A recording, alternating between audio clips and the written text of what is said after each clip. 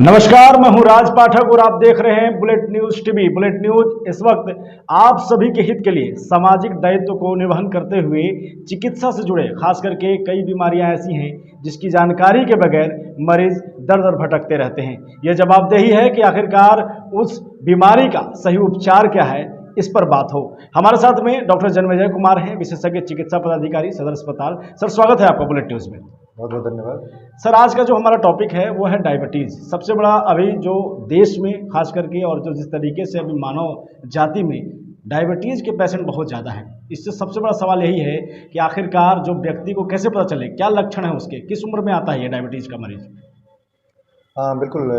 मधुमेह एक ऐसी समस्या है, स्वास्थ्य की समस्या है जो एक्यूट ना होकर के क्रोनिक है, यानी कि एक दिन में आता नहीं है और ये ज़िंदगी भर रहता है। लेकिन इसके बचाव के उपाय अपनाने पड़ते हैं जीवन में, और इसके कारणों को समझना पड़ता है और निरंतर आजीवन इसके लिए इलाज लेना पड़ता है।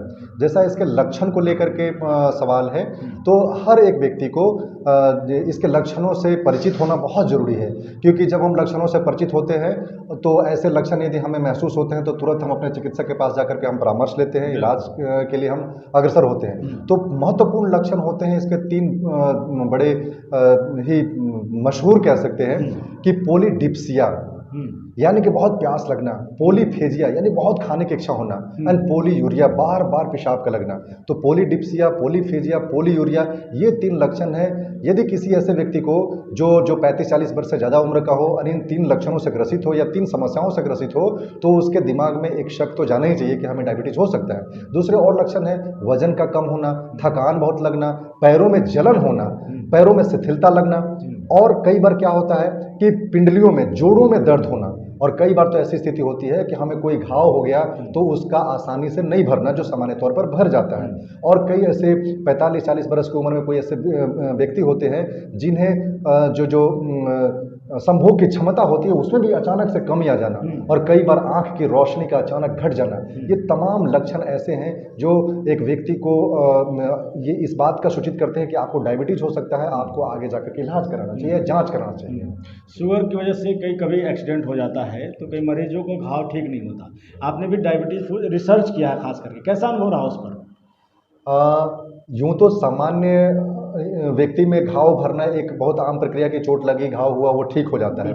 लेकिन एक ऐसा व्यक्ति जिसके शरीर में घाव के वजह चाहे जो भी हो, प्राकृतिक तरीके से घाव हो जाए, किसी संक्रमण होकर के, या चोट लगने के बाद कोई घाव पैदा हो गया हो, उसके भरने की का जो ये समय अंतराल है ये बहुत बढ़ जाता है, लंबा हो जाता है, घाव समय पर नहीं भर रहा है। तो ऐसी स्थिति में भी एक दिमाग में एक शक जाना चाहिए कि ये डायबिटीज़ के लक्षण हो सकते हैं जो घाव भरने में विलम्ब कर रहे हैं। दूसरा क्या है कि जब मैं अपनी मास्टर की डिग्री ले रहा था तो जो मेरा टॉपिक था रिसर्च का वो था evaluation and management of diabetic foot in correlation with Doppler study. यानी कि डायबिटीज़ के मरीजों का, मधुमेह के मरीजों का पैर में जो जख्म हो जाता है जिसे डायबिटिक फुट कहते हैं, उसका अध्ययन अल्ट्रासाउंड के द्वारा यानी कि डॉपलर स्टडी करके कि पैरों के खून की जो नलियां हैं वो कैसे प्रभावित होती हैं। तो एक बड़ा ही एक्सटेंसिव और बहुत ही महत्वपूर्ण अध्ययन था, रिसर्च था मेरा, जो मैंने भी काफ़ी कुछ सीखा और उसका लाभ लेकर के मैं कई सैकड़ों मरीजों को मैंने लाभ पहुँचाया। इसमें सबसे बड़ा सवाल जो हमारे व्यूअर हैं उनका एक आता है कि क्या शुगर से स्किन प्रॉब्लम भी होता है, स्किन प्रॉब्लम होगा?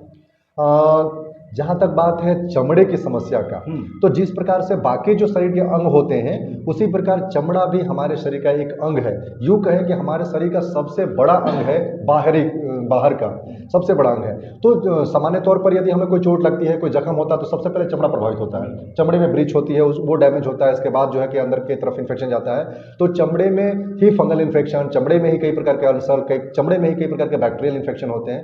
तो डायबिटीज़ के मरीजों को ये जो चमड़े के संक्रमण है ये बढ़ जाते हैं। यूँ कहें कि छोटे मोटे इन्फेक्शन जो कंट्रोल हो सकते थे वो अग्रसारित हो जाते हैं, बढ़ जाते हैं, बड़े हिस्से में फैल जाते हैं। तो डायबिटीज़ के मरीजों को इसका भी ख्याल रखना है कि चमड़े में होने वाले संक्रमण, फंगल इन्फेक्शन, ये सब डायबिटीज़ का एक पहचान के तौर पे हो सकते हैं। सर, इसमें एक और बड़ा सवाल आता है कि जब डायबिटीज़ पेशेंट कोई है, उसका वजन अचानक कम होना या फिर बढ़ जाना, ये जो लक्षण हैं कैसे कहेंगे, कैसे देख रहे हैं आप, क्या कुछ उपाय है इसके? जैसे मैंने आपको बताया कि जो महत्वपूर्ण लक्षण है उसमें डायबिटीज़ के मरीजों का अचानक से वज़न कम होने लगना भी एक महत्वपूर्ण प्रेजेंटेशन कहें या इस तौर पर भी आता है कि कोई व्यक्ति का वज़न पहले ज़्यादा था, अचानक धीरे धीरे वज़न कम हो रहा है। इसके पीछे तो मैं यही कहूँगा कि जो सामान्य प्रक्रिया है, पाचन की प्रक्रिया या फिर जो सामान्य हेल्थ है, वो सब ओवरऑल प्रभावित होता है, तो उस कारण भी उनका वज़न जो है कि घटने लगता है। तो ये एक लक्षण का हिस्सा हो सकता है जिसमें मरीज को सतर्क होने की आवश्यकता है और अपने फिजिशियन के पास जाके जांच कराना चाहिए। एक सवाल ये है कि लोगों को ये भ्रम है जी। कि जब अगर डॉक्टर साहब ये कह दें कि व्यक्ति शुगर पेशेंट है, शुगर की बीमारी उसे हो गई, मधुमेह हो गया, तो जीवन भर क्या दवा खाना होगा उसको? ये बड़ा सवाल लोगों के मन में रहता है कि अब जीवन भर दवा खाना पड़ेगा, ये बहुत टेंशन है। क्या कहेंगे इस पर आप, क्या राय है? सिर्फ इस बात से भयभीत हो जाना कि जीवन भर मुझे दवा ही खानी है, ये वाकई अच्छा नहीं है, क्योंकि हमें ठीक होना है, इस बात का भाव होना बहुत जरूरी है कि यदि कोई समस्या, कोई स्वास्थ्य की समस्या हमारे अंदर है या हमारे शरीर को प्रभावित कर रही है, तो हम ठीक कैसे हो, इसके लिए दवाइयों का सहारा तो लेना ही है। साथ साथ में दवाइयों के साथ साथ हम और अन्य क्या उपाय करें, अपने जीवन में तब्दीली कैसे, अपने खान पान में बदलाव कैसे करें, हम व्यायाम को अपने जीवन में कैसे शामिल करें, इन सब चीज़ों को बहुत ज़्यादा महत्व देना या इनको समझना या अपने जीवन में शामिल करना जरूरी है। आमतौर पर मरीज बहुत भयभीत इस बात को लेकर के होते कि अरे मुझे डायबिटीज की समस्या हो गई, अब तो मुझे जीवन भर दवाइयाँ खानी पड़ेगी। लेकिन दवाइयों की संख्या कितनी है, दवाइयाँ कितनी खानी पड़ रही है, किस प्रकार से दवाइयों से कंट्रोल कर पा रहे हैं, ये सब बात को बहुत गहराई से और एक फिजिशियन से मिल करके, जो डायबिटिक के स्पेशलिस्ट हैं उनसे मिल करके इन सब बातों को बारीकी से समझ लेना ज़्यादा हमारे जीवन को सरल बनाता है और इस बीमारी से हमें मुक्त करने में मदद करता है। बिल्कुल सर, जाते जाते एक आखिरी सवाल ये होगा, आप लगातार मरीजों को देख रहे हैं, हजारों मरीज आप देख चुके हैं, इस पर रिसर्च भी कर रहे हैं, क्या कहेंगे उन मरीजों के लिए, और जो अभी खास करके मधुमेह को लेकर के जो डर है लोगों में, इस पर आप क्या कहेंगे? वर्तमान दौर में भारत एक ऐसा देश है जो दुनिया के तमाम डायबिटिक देशों में सबसे ऊपर है। तकरीबन अभी 65 से 70 मिलियन पीपल जो है हमारे देश के, वो डायबिटीज़ के मरीज से प्रभावित है। और उम्र सीमा के जहाँ तक बात है, 35 बरस से ऊपर के लोग तो प्रभावित होते ही हैं। डायबिटीज़ के दो प्रकार होते हैं, टाइप 1 एंड टाइप 2। टाइप 2 अक्सर 35 बरस से ज़्यादा उम्र के लोगों में होती है, और टाइप 1 यंग, कई बार 10-12 बरस के बच्चों में भी ये समस्या हो सकती है। तो मैं कहूँ कि दिमाग में ये बैठाना कि हमको डायबिटीज़ हो ही नहीं सकता है, हमको डायबिटीज़ कैसे हो गया, इन सब भेद से ऊपर उठ करके जैसे लक्षण मैंने आपको गिनाए, तमाम लक्षणों पर गौर करनी चाहिए। और किसी प्रकार की जो विकृति है या किसी प्रकार का कमजोरी या किसी प्रकार का वैसे लक्षण जिनका जिक्र मैंने किया है, वो लक्षण यदि आपको महसूस होते हैं तो आप जा करके अपने फिजिशियन से दिखाएं और डायबिटीज़ से बचने के तमाम उपायों को आप अपने जीवन में अपनाएं। एक फिजिशियन आपको बहुत साफ साफ समझाता है, जो डायबिटीज़ का इलाज कर रहा होता है, क्या भोजन लेने हैं, कैसे व्यायाम करने हैं, कैसे बचने हैं, बचने के तमाम उपायों को अपने जीवन में शामिल करना ज़्यादा कारगर है, मैं तो यही कहूँगा।